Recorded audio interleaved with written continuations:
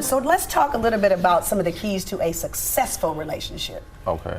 I would say key number one is connection. All right, this is no particular order, but having a connection and understanding how to maintain and nurture that connection.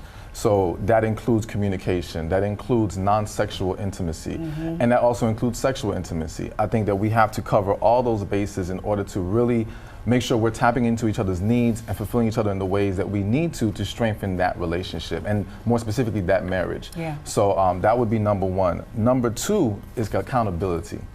And what I think more relationships should do is have like relationship checkups, where maybe every 3 months or every 6 months, even if every month, we sit down together and say, okay, what's working, what's not?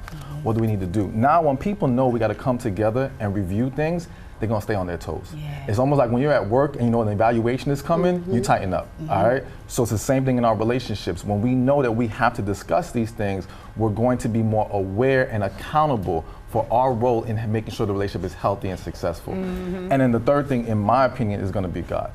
And making sure God's at the foundation of that relationship, but even more specifically, not just us believing in God, us praying together, us going to church together. Because I don't like, if one is going to church and not the other, it's not that this is horrible thing, end all be all. Exactly. And we have to take those opportunities to bond even closer. Or even a spiritual connection, even outside of church. Exactly, the absolutely. four walls of church, exactly, exactly. So I think praying, reading scripture together, anything that we can do together, and making sure this God is at the forefront of our relationship is going to strengthen that relationship. And it actually then pours into those other things. It starts to make us more accountable when we know that God is a part of this relationship, and it allows us to cultivate that connection when God's a part of it as well. Let me ask you this, Stefan.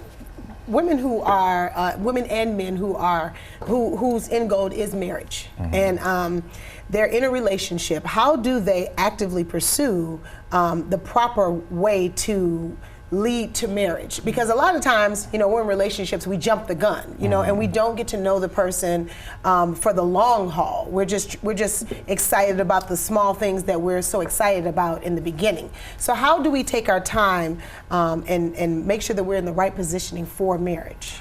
To be quite honest with you, I think the biggest thing that people need to do is talk to God before they get with somebody. When I sit down with divorced couples or divorcees and I ask them, did you ask God if you should marry this person? 90% say no. The other 10% say, I asked, God told me no, and I married them anyway.